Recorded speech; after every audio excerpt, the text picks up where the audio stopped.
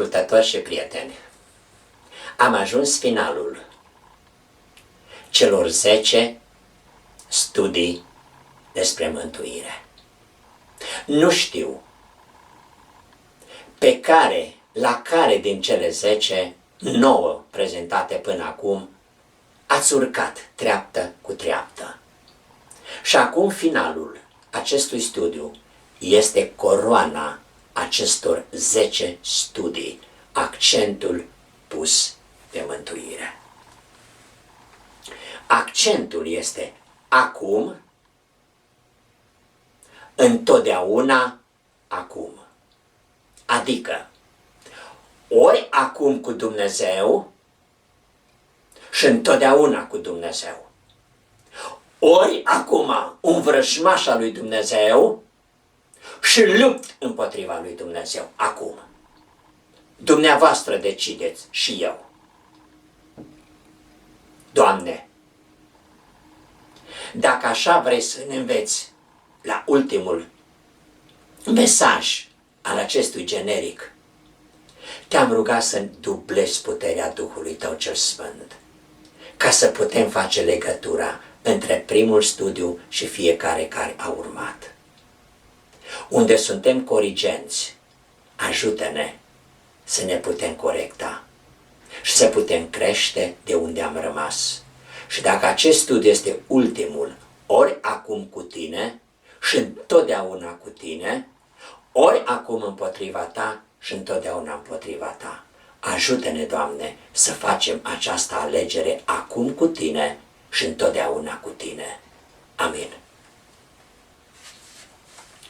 Cuvântul Domnului în Matei, capitolul 25 cu 13 spune așa: vegheați, căci nu știți ziua nici ceasul în care va veni Fiul omului. Misterul planului de mântuire ăsta este. Prima venire a Domnului Hristos s-a anunțat. S-a anunțat clar. Și a venit exact în perioada respectivă. Dar a doua venire nu este anunțată. De ce nu este anunțată? Vă întreb pe dumneavoastră, de ce nu este anunțată? Dacă ar fi anunțată, am ști ce avem de făcut.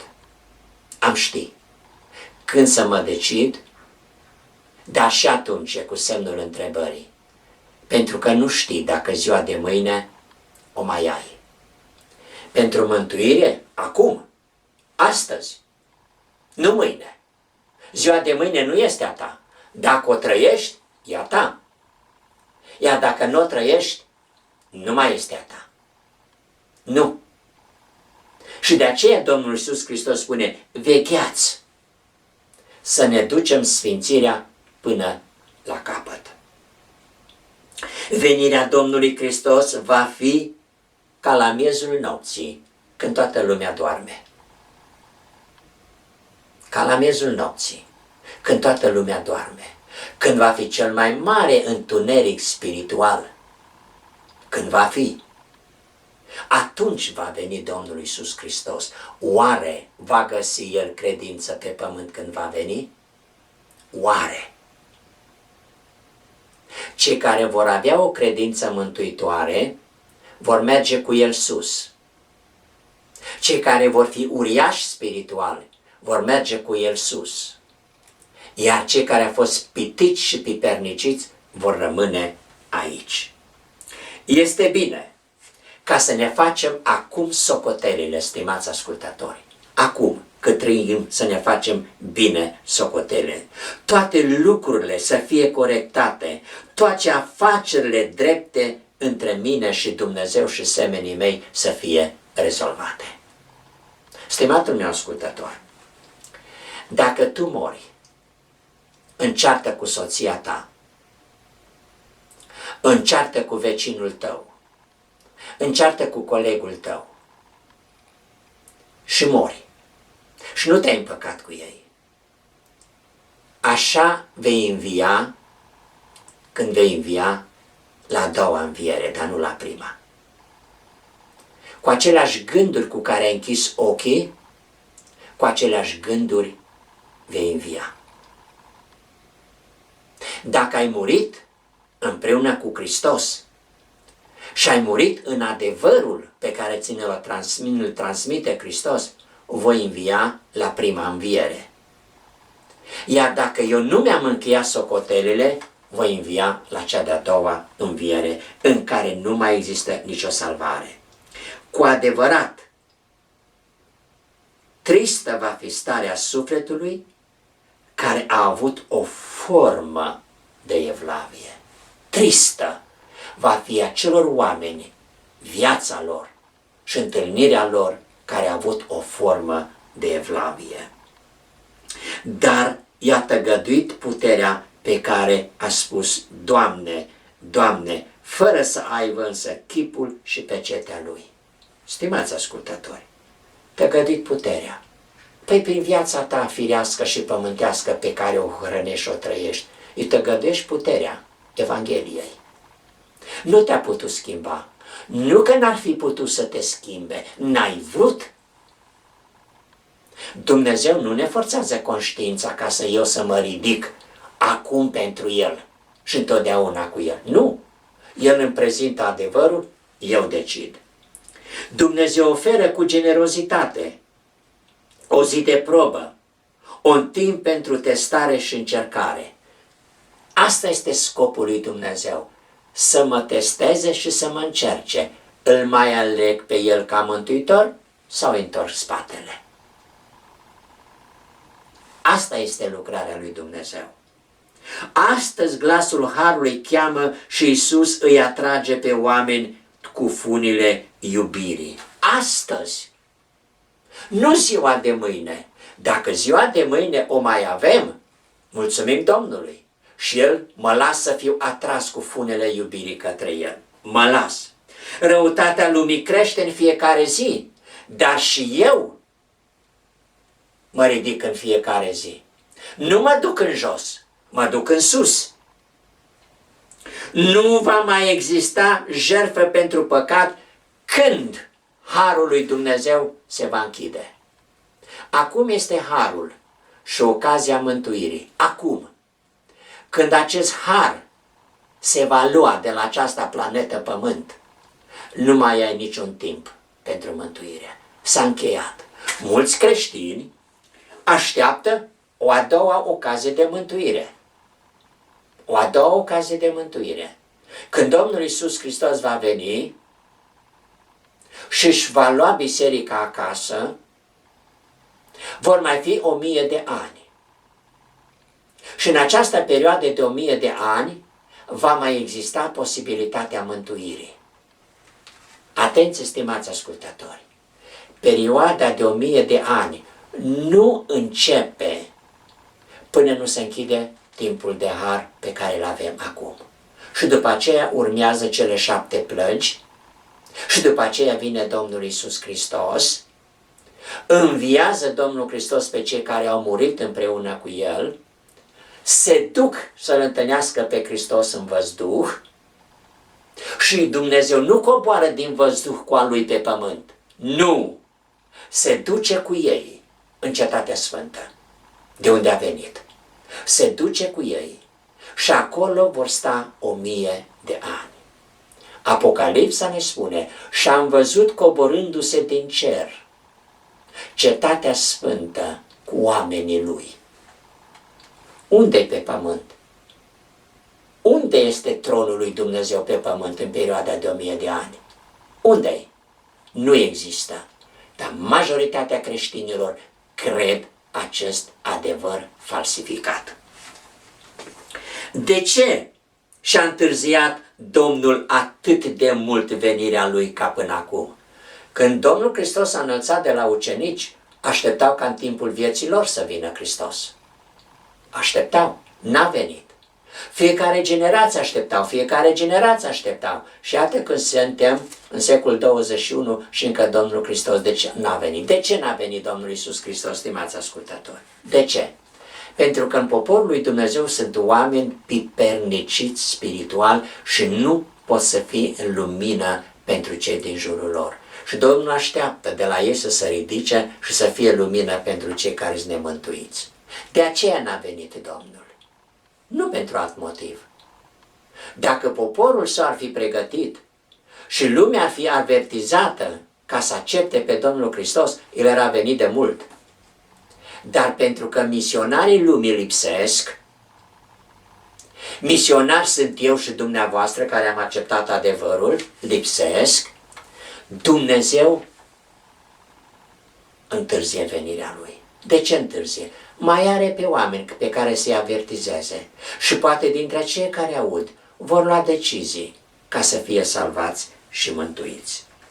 Fiecare săptămână care trece înseamnă o săptămână mai puțin și fiecare zi însemnează o zi mai aproape de finalul revenirii Domnului Iisus Hristos.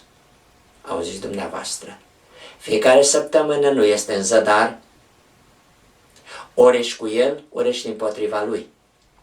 Fiecare zi Dumnezeu ți-o dă ca să o trăiești pentru El și să fie o lumină pentru cei din jurul lor. Vai, cât de mulți au doar o religie spasmodică, dependentă de impresii și stăpânită de sentimente. Impresii și sentimente. Unele impresii sunt profunde, făcute de Evanghelie, iar altele sunt pipernicite și slabe, pentru că tu hrănești firea pământească și adevărul nu-și poate face lucrare în inima ta. Tu ești vinovat și cu mine că nu sunt la acest nivel.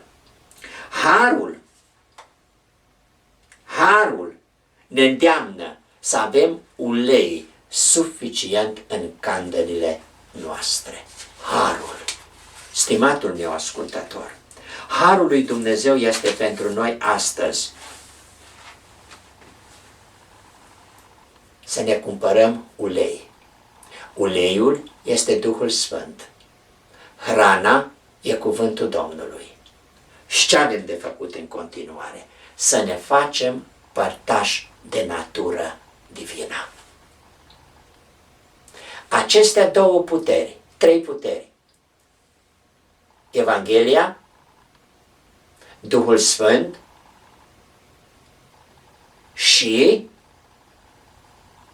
deciziile pe care le iau eu, ne ajută la creșterea și însușirii naturii divine. Să nu mai fiu un om firesc, ci să fiu un om duhovnicesc. Veți vedea dumneavoastră ce însemnează să fim un om duhovnicesc. Noi avem părtași, privilegiu de a fi părtași de natură divină. Avem acest privilegiu. Avem această ocazie de a fi părtași de natură divină. Să fugim de stricăciunea care este în lume prin pofte. Dumnezeu a declarat că ne cere să fim desăvârșiți. Pentru că ne cere acest lucru, El a pregătit mijloacele prin care putem să ajungem. Cuvântul, harul și Duhul Sfânt. Acestea trei principii cerești le avem la dispoziție. Harul, Duhul Sfânt și al treilea, cuvântul. Acestea ne ajută să ne ridicăm la acest nivel. Puterea este dată de Hristos, dar tuturor celor care l-au primit pe Domnul Hristos le-a dat și dreptul ca să se facă copii al lui Dumnezeu. A cui copil vrei să fii acum la finalul acestui program de mântuire, accentul? A cui copil vrei să fii, stimatul meu ascultător? Îți lansez o întrebare. Vrei să fii al lui Dumnezeu și să fugi de stricăciunea lumii prin poftele ei și plăcerile ei? Vrei să fii al lui? N-ai nimic de pierdut. Ai câștigat totul, stimatul meu ascultător. Totul ai câștigat. Ce mai câștigi mai departe? Părerile și practicile trebuie să fie în conformitate cu Scripturile. Care este părerea ta până acum ce ai auzit mesajele acestea? Care au fost părerile tale? Care sunt acum părerile tale pe care le-ai auzit cele 9 prezentări?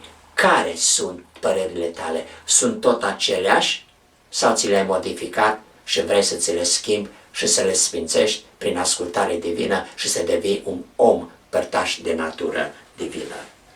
Mulți pretind că au fost sfințiți pentru Dumnezeu și totuși când aud cuvântul lui Dumnezeu, să ceartă cu tine. Îi prezinți care spune, eu sunt sfânt, eu sunt mântuit.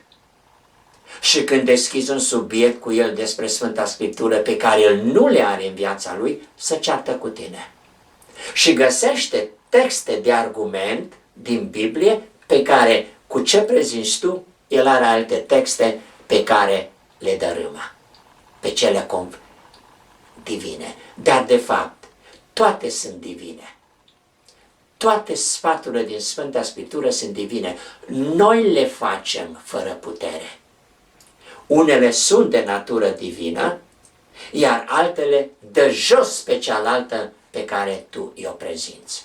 Oare acest om este sfânt? Oare acest om are în el călăuzirea Duhului Sfânt? Are acest om? Eu cred că nu. Eu cred că nu.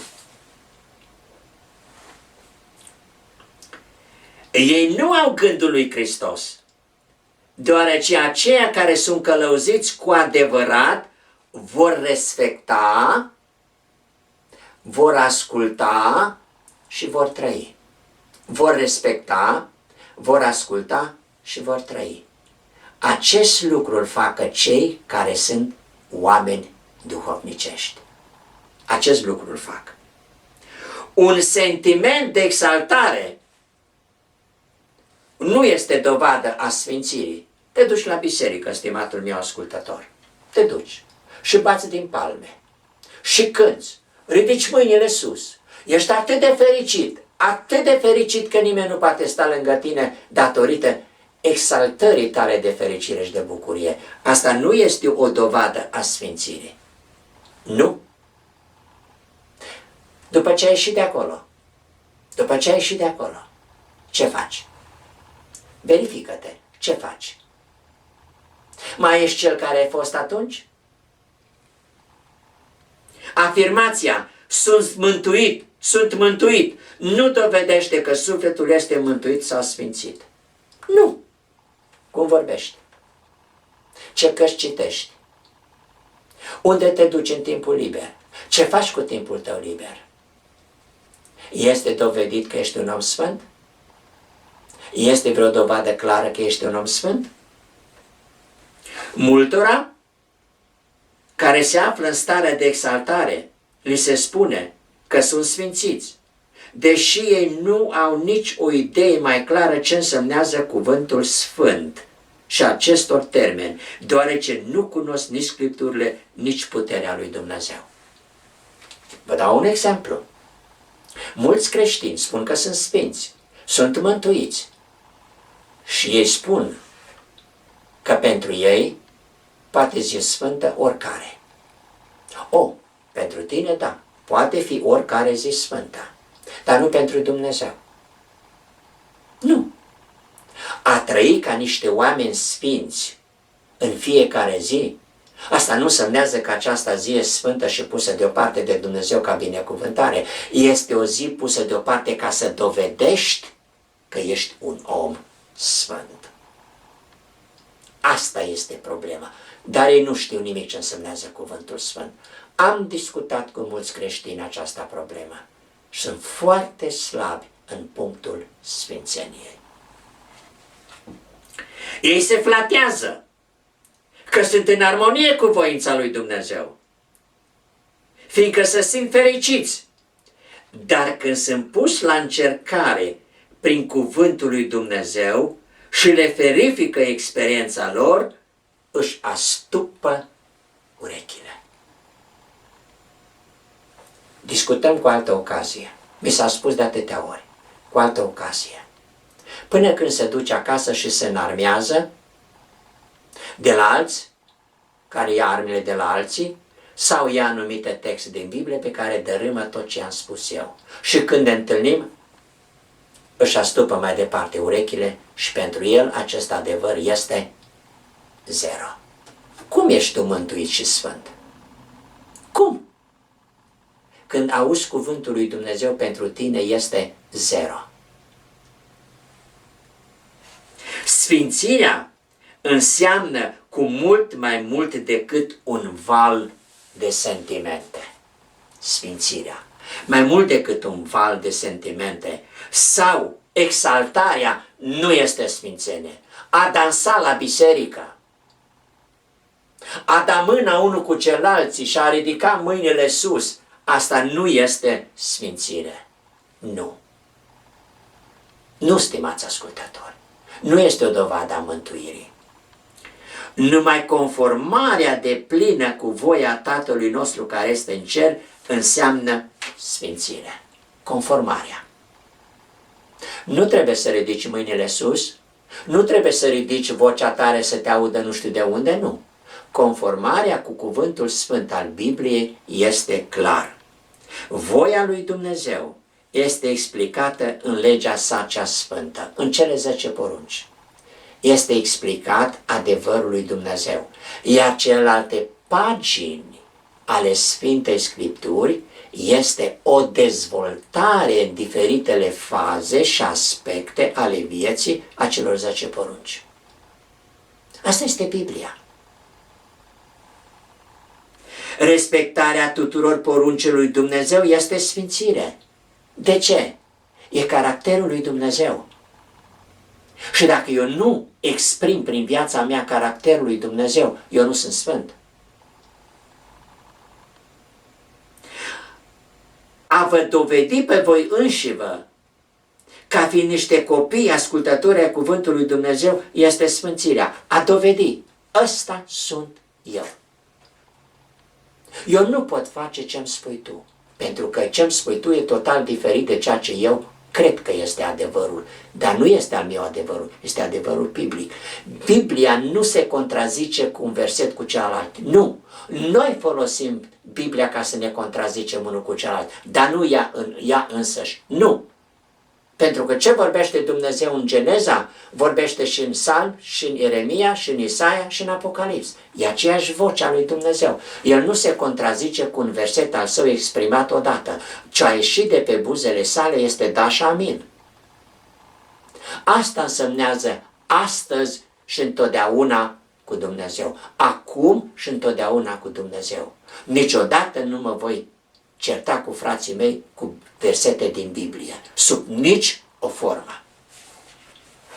Sfințirea este experiența unei creșteri continue, așa cum am afirmat. Dacă ne păstrăm gândurile îndreptate asupra lui Hristos, El va veni la noi ca ploaia timpurie și ploaia târzie pe pământ. Când cuvântul lui Dumnezeu l-am acceptat în inima noastră, prin botez, ploaia timpurie, eu trebuie să cresc. Și când acest cuvânt al lui Dumnezeu a ajuns la maturitate, El îl coace cu ploaia târzie și rămâne pentru totdeauna neschimbat în inima și în mintea mea și m-a pregătit pentru a fi luat la cer. Ăsta am devenit aici prin ploaia timpurie și târzie și acest om mă poate lua la cer că corespund standardelor care sunt acolo. Corespund. Asemenea soarele neprihănirii, El va răsări ca o vindecare sub aripile Lui. Noi putem să creștem cum crește crinul. Putem să reînviem ca grăuntele mort pus în pământ și ca vița de viță care crește și aduce rod. Asta este lucrarea unui om uriaș. Când privim fără încetare spre Hristos ca mântuitor personal și căutăm să urmăm exemplul Său, vom crește în El în toate privințele. Și în ce? Credința noastră va crește, conștiința noastră va fi sfințită, vom fi din ce în ce mai mult asemenea lui Hristos în toate faptele și în toate cuvintele noastre. Auziți dumneavoastră ce însemnează un om uriaș? Auziți dumneavoastră ce însemnează un om călăuzit de Duhul Sfânt, ploaia timpurie și ploaia târzie? Și când tu te dezvolți în felul acesta și ploaia târzie te sigilează, așa ai rămas. Așa ai murit. Și acest Duh care te-a sigilat te va învia la prima înviere. Mulțumiri fie aduse lui Dumnezeu. Noi vom crede cuvântul Său. Roada Duhului dimpotrivă este dragostea. Câtă dragoste ai în sufletul tău, stimatul meu ascultător? Câtă? E cea pe care o ai tu a ta în firea pământească sau o ai acea divină care a devenit un om duhovnicesc? Câtă bucurie ai în sufletul tău? Sufletul tău, când l-ai primit pe Domnul Hristos, mai este acea bucurie? Câtă pace o ai în viața ta și o duci și celorlalți din jurul tău? Cum trăiești cu vecinii tăi? Cum trăiești în familie? Îndelungă răbdare. Îndelungă răbdare. Câtă răbdare ai? Doar răbdare, și când e vorba de îndelungă răbdare, nu mai ai putere. Nu mai ai putere. Bunătate. Câtă bunătate ai, stimatul meu ascultător? Facerea de bine, credincioșia, blândețea, înfrânarea poftelor sau a firii tale pământești. Împotriva acestor lucruri nu este lege. Legea lui Dumnezeu ne va condamna în ziua judecății.